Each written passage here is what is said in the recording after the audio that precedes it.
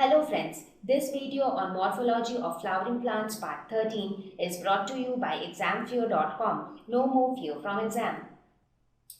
So with this we end our discussion on stem. So now we will start talking about leaf, which is again a very important part of the plant. In fact, leaf is the organ which performs photosynthesis, and photosynthesis is an indispensable part of a plant. When we are talking about plants, and if we are not talking about photosynthesis, then it is useless talking about plants, because photosynthesis is the process by which plants get their food, and if they don't get their food, they will not exist. And leaves are the primary organs involved in photosynthesis. So now we will have a detailed discussion on leaf. So the first thing that comes to our mind is, what is leaf? As far as what we can see from the perspective of the structure, we can say that leaves are nothing but green lateral flattened structure borne on stem nodes. So on the stem you have these nodes. So at the stem nodes are borne green flat structures which are called leaf. They are the most important organs for photosynthesis. So that's what I told. It becomes very important to talk about leaf. Even though each and every part of the plant, even a plant cannot be complete without a root or without stem. So everything is important. But as far as photosynthesis or food preparation is concerned, leaves play the most important role. So now we will talk about the various parts of a leaf. Lamina, petiole, leaf base are the three important and the three most basic parts of a leaf.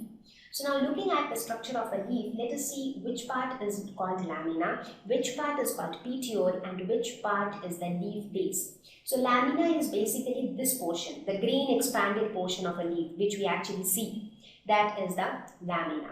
So this part of the leaf is lamina.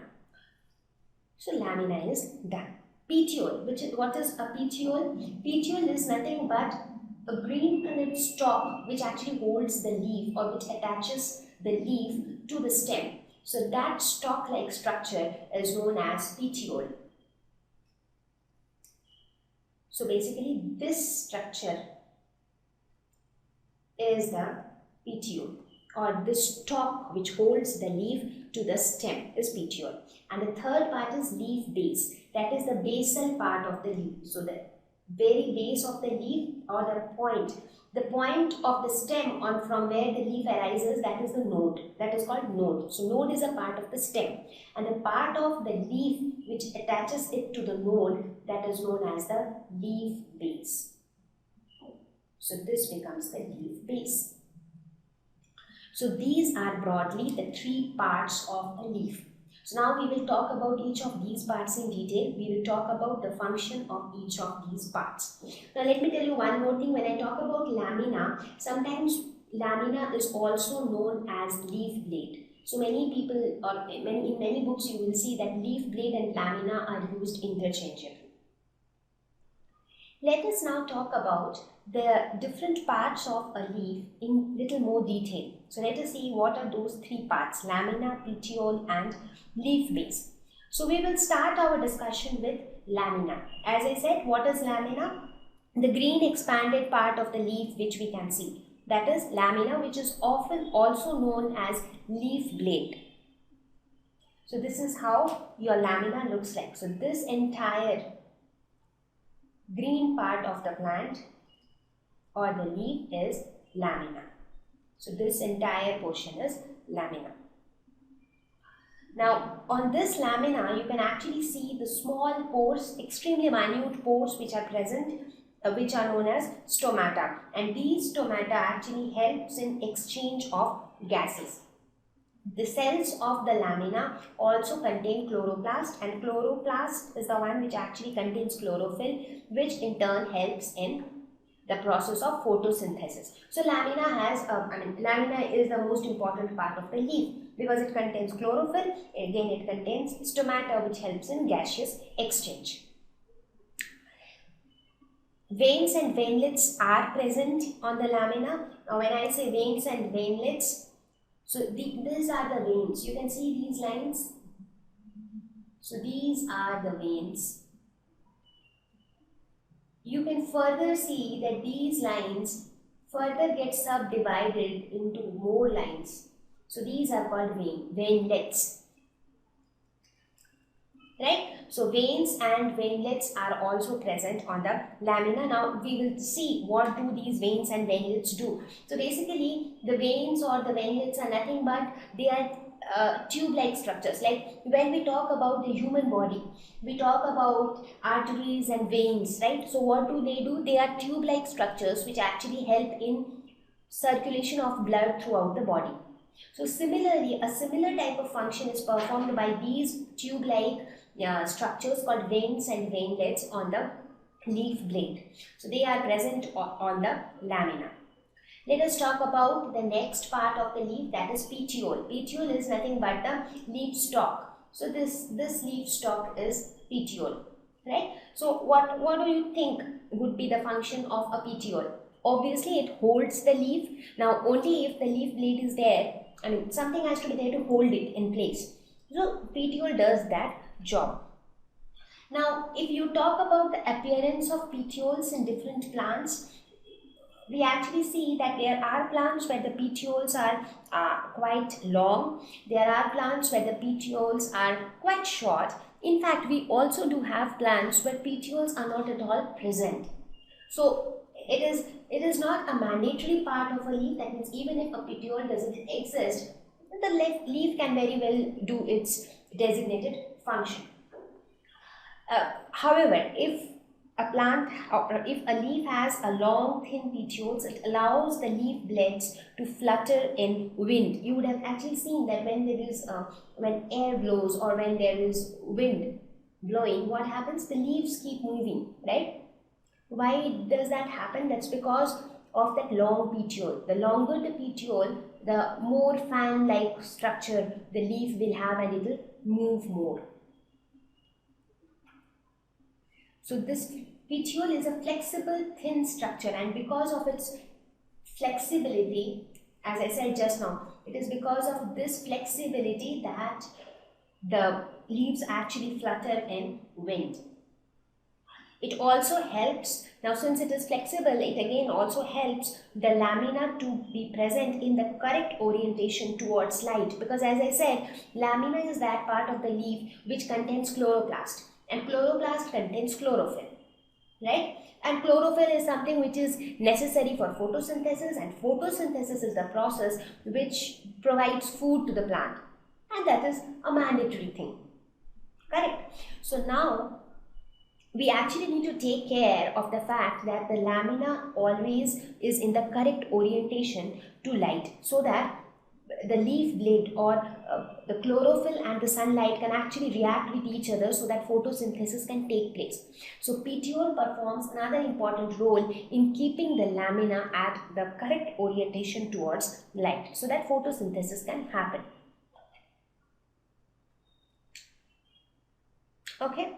Now as I said, there are leaves with petiole, there are leaves without petiole as also. So this petiole basically holds the leaf blade. Let us look at, so here you can see different types of plants with different types of petiole. So here you can see the leaf stalk, this is petiole. So now let us look at the type of leaves with and without petioles.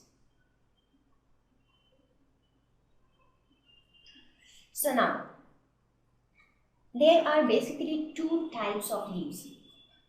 One type of leaf is sessile and the other one is petiolate. So one type is sessile and the other type is petiolate. Now I am very sure that the names are self-explanatory. Petiolate, that means a leaf with a petiole. So these are with petioles. Sessile means without petiole. So when you think of examples of sessile leaves, that is the leaves where you do not see the leaf stalk, you can very easily think of grass.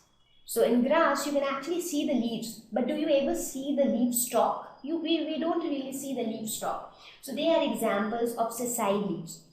Whereas there are leaves with petioles. I mean, in fact, I think most of the plants which you see around yourself, they are mostly petiolate.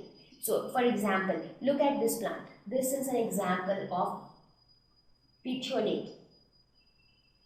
Now, talking about sessile, it is not only the grass which is an example, even. So, grass is one example. Even the monocotyledonous plants like corn is another example. Here, do you see the petiole? See, this is the leaf, right? This is the stem and this is the leaf. Do you see a stalk-like structure? No, right? So, there is no stalk-like structure present. So, there is no petiole. So, this is again an example of sessile leaves. So, based on whether the petiole is present or not, a plant can be divided, I mean the leaves can be divided into two types, sessile leaves and petiolate leaves. So let us now talk about the third part of a leaf, that is the leaf base. As I said, it is the basal part that attaches the leaf to the stem. So first you have the leaf, the lamina, that is the green expanded portion. Then you have the stalk, that is the petiole, and then you have the leaf base, that is the point where the petiole gets connected to the stem.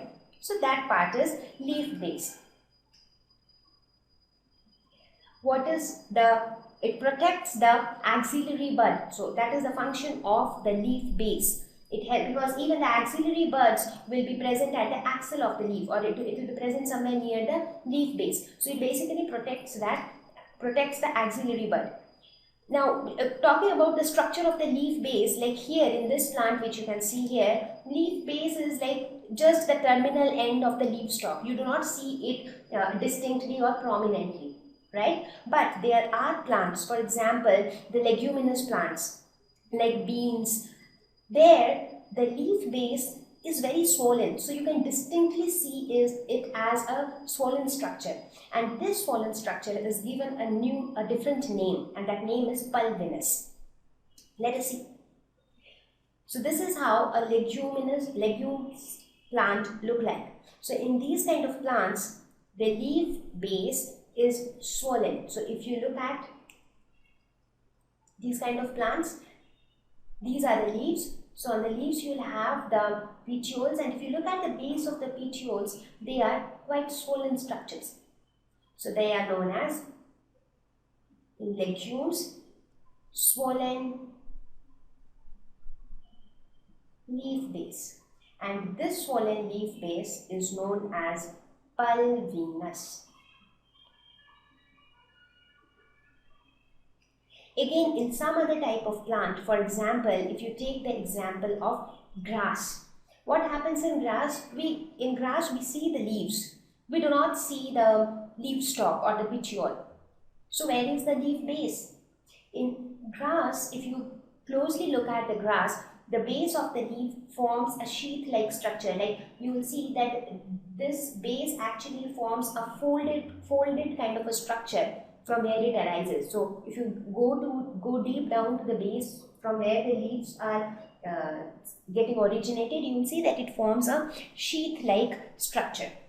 So here, in case of grass, you have sheath-like leaf base. So the structure of the leaf base again differs from one type of plant to another type of plants.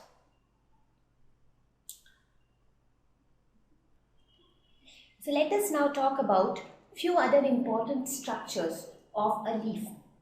So we will now talk about stipules. So this is a new name, right? I did not talk about it when I introduced the different parts of a leaf. So let us see what are stipules. These are small leaf-like structures which are present on the leaf base. Just try to imagine a plant which you generally see in your house, any plant, where you can visualize or where you can see a leaf, you can see a leaf stalk, you can see at the bottom of the leaf stalk where you actually have the leaf base, where you can see very tiny leaf-like structures. I'm sure all of you would have noticed it, or if you have not noticed it, you try to notice it. So those small leaf-like structures are known as stipules. Now the shape of the stipules are different in different types of plants. For example, here if I take the example of a plant called smilax. So in smilax, they have coiled stipules. So here in this picture, you can actually see the coiled stipules. You can see the green colored leaf, or the leaf blade. So from there you have these petioles or the leaf stalks.